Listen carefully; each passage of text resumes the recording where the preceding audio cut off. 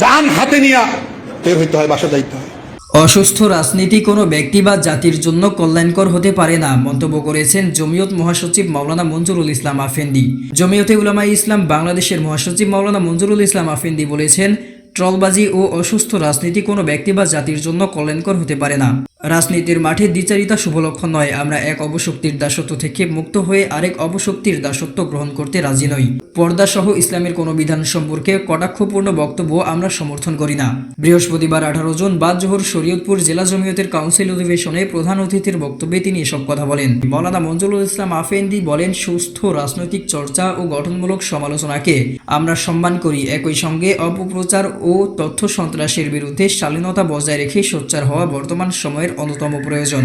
তিনি কাউন্সিলরদের উদ্দেশ্যে বিভিন্ন সাংগঠনিক নির্দেশনা প্রদান করেন এবং 5 আগস্ট 2024 পরবর্তী জাতীয় ও রাজনৈতিক প্রেক্ষাপটে দলের গৃহীত বিভিন্ন সিদ্ধান্তের যৌক্তিকতা ও প্রাসঙ্গিকতা তুলে ধরেন। এই আছে তো লাঠিসোঁটা তরবারি হাতে নিয়ে ক্যাডার বাহিনী, পুলিশ প্রশাসন, যান হাতে নিয়ে বের হইতে হয়, বাসা যাইতে হয়। ওই অবস্থায় শাহবাগে গিয়ে আমরা একাত্মতা ঘোষণা করেছি। রক্তস্নাত জুলাইয়ের শুরুতে একটা প্রেস কনফারেন্স করে কর্মসূচিতে একাত্মতা ঘোষণা করেছি জমিয়ত। অন্য কোনো দল তো তারা থেকে রক্তস্নাত জুলাইয়ের শেষে আরেকটা প্রেস কনফারেন্স করে একাত্মতা ঘোষণা করার পাশাপাশি কর্মসূচিও ডিক্লেয়ার করেছি।